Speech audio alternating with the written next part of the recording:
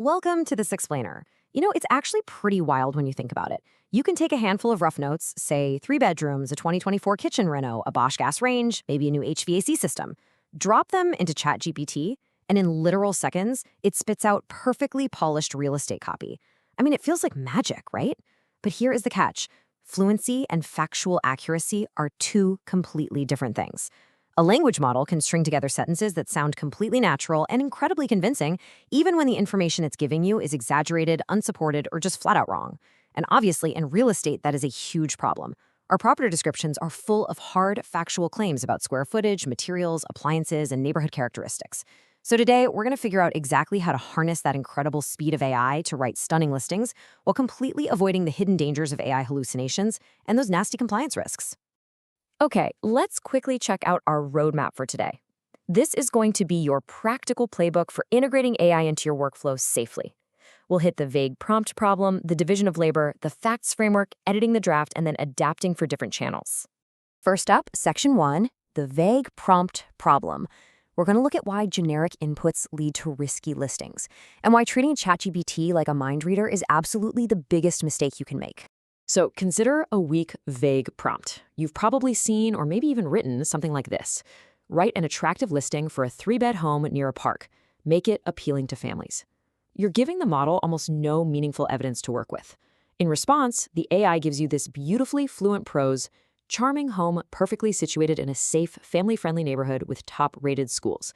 It is the perfect location and ideal for growing families with its peaceful surroundings.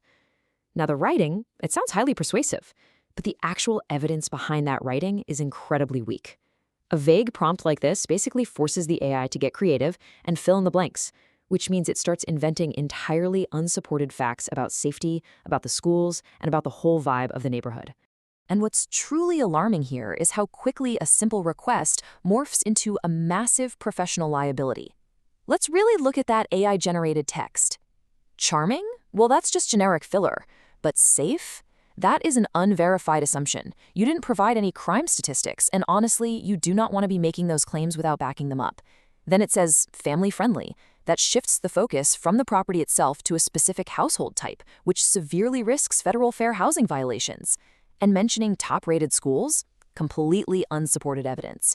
The AI literally shifted from describing a property to inventing a preferred resident, which is a massive red flag.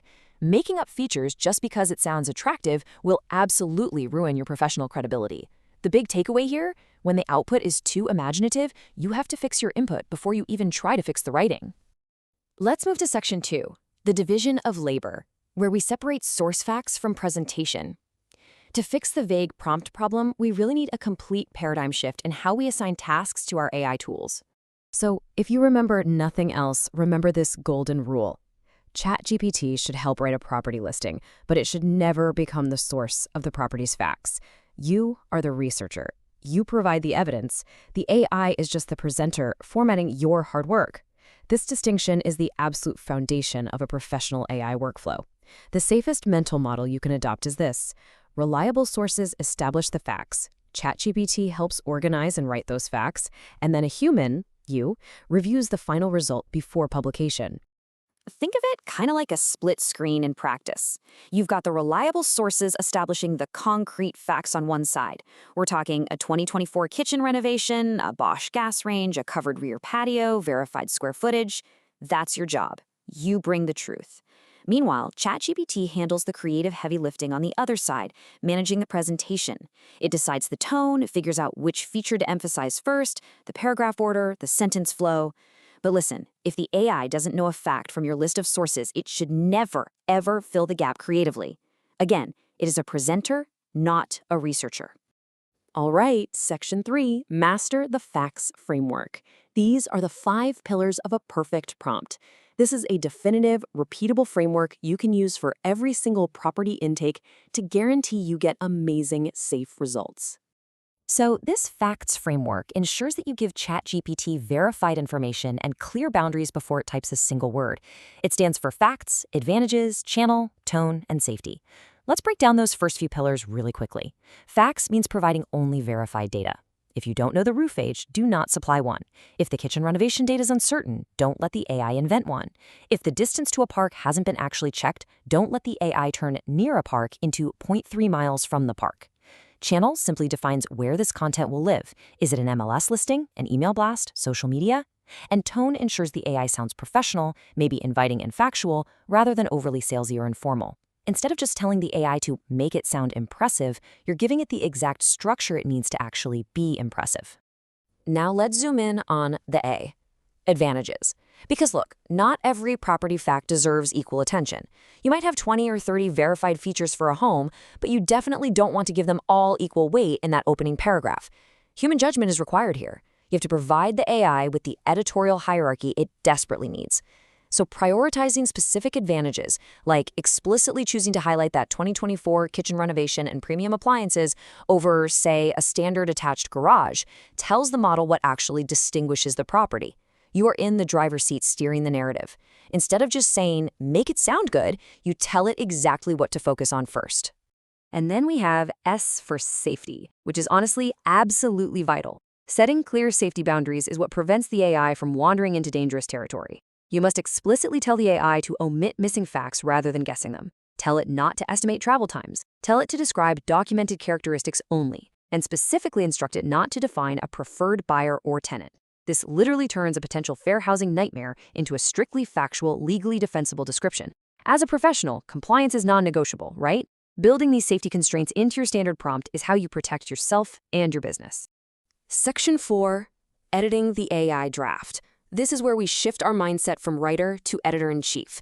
Because remember, just because the grammar is perfect doesn't mean the facts are accurate.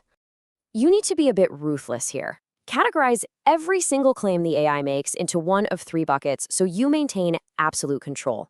First is the claim grounded, meaning is it directly supported by the source info you provided? Second, is it interpretive, meaning, okay, it's plausible, but it's stretching beyond the explicit facts. Or third, does it fall into the remove bucket? Usually because it's generic real estate language, totally unsupported, or just unnecessary fluff. You aren't drafting from scratch anymore. You are curating, and you are verifying. Let's actually look at this redlining process in action. When the AI writes 2024 kitchen renovation, well, that is grounded in our source notes. We definitely keep it.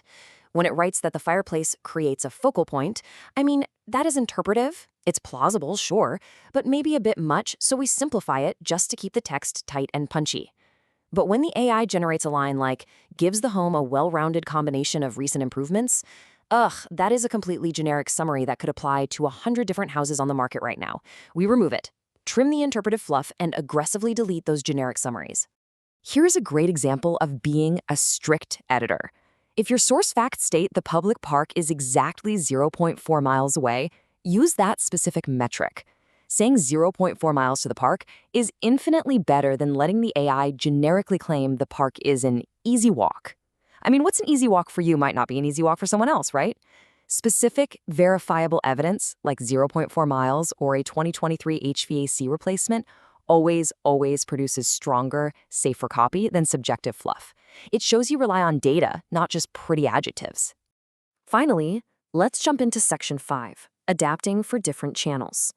Let's explore how to safely amplify your work across multiple marketing platforms once you have that one fully verified master draft. The property itself stays exactly the same, obviously, but the communication job changes depending on where the text is actually going. For instance, your MLS remarks usually have strict character limits, maybe a maximum of 900 characters, and they require a really concise, highly factual tone. But an email teaser, that might just need a 75-word limit that hits only the top 3 features to drive clicks. Because you already have one approved, fact-checked master draft, you can safely prompt ChatGPT to shrink or adapt those facts for these different destinations, without the risk of it inventing brand new claims just to hit a word count. You are repurposing the truth rather than generating fiction. But to do this safely, you must maintain this strict multi-channel hierarchy. It goes like this. First, the verified property record, your raw data. Second, the approved master listing that you have ruthlessly edited. And third, the channel-specific versions like social media captions, video scripts, or MLS remarks. And here is a critical rule for this workflow. Never prompt a new AI draft using an old, unedited AI draft. If a fact changes, like say the HOA fee gets updated or a new appliance gets installed, You go back and update the source record first, not the AI's previous output. You have to maintain one single source of truth to prevent errors from cascading through all your marketing. So, as we wrap up this explainer, I want you to take a moment and really reflect on your current workflow. Ask yourself, are you letting AI write your facts or just your sentences? Mastering this single distinction is exactly what separates a professional, strategic marketer from a risky typist. Start with reliable evidence, set firm boundaries using the facts framework, and always review before you publish. Thanks so much for joining me today. Now it's time to take a hard look at your own prompts. What facts might your AI be inventing right now?